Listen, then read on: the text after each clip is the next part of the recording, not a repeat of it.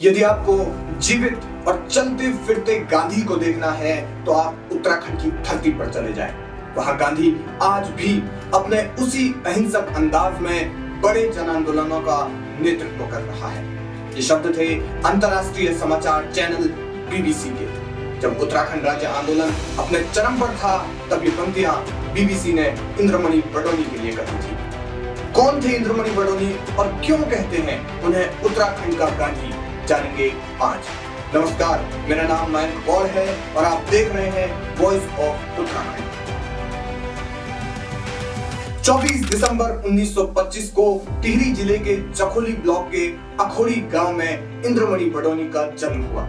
पहाड़ में रहने वाले हर उत्तराखंडी की तरह इंद्रमणि बडोनी भी एक साधारण परिवार में जन्मे, लेकिन राज्य के लिए उनका त्याग और समर्पण असाधारण था।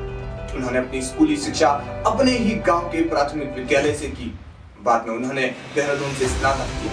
स्नातक के बाद अपनी आजीविका चलाने के लिए वो मुंबई गए, लेकिन मुंबई उन्हें रास नहीं आया। वहां उनकी तबीयत बिगड़ी और वे वापस अपने गांव आ गए। उन्होंने गांव को ही अपना कार्य क्षेत्र बनाकर गांव का उत्थान करना चाहा और समाज सेवा में जुट गए।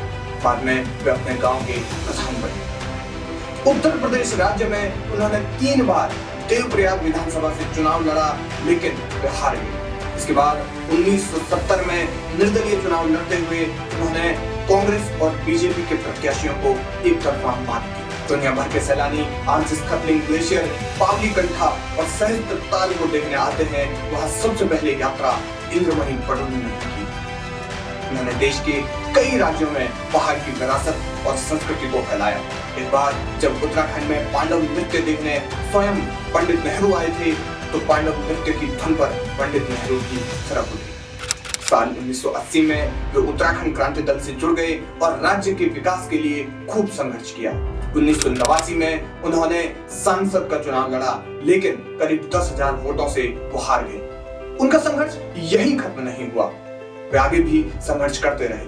90 के दशक में उत्तराखंड राज्य आंदोलन अपने चरम पर था। पहाड़ और मैदान हर तरफ एक ही गूंज थी, बाड़ी मंडुआ खाएंगे, उत्तराखंड बनाएंगे।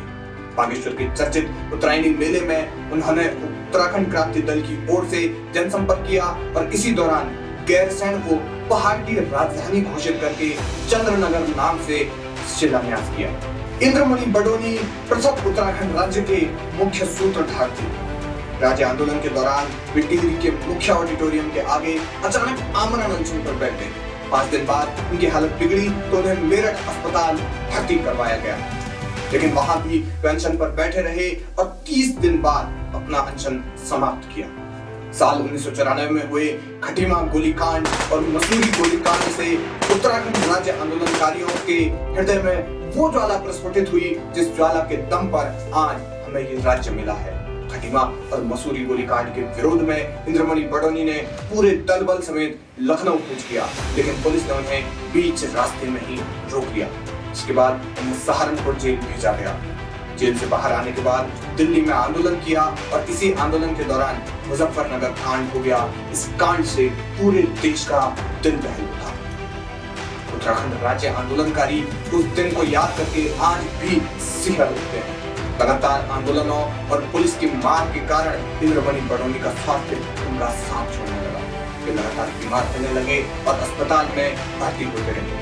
उनकी दोनों किडनीज खराब हो गई और किडनी डायलिसिस के लिए भी उनके पास पर्याप्त धन नहीं बचा। इसके चलते 18 अगस्त 1999 को उनका आविर्भाव हो गया। उनकी मौत के 1 साल बाद ही उनके परम संघर्षों का फल मिला और 9 नवंबर 2000 को उत्तराखंड देश का 27वां राज्य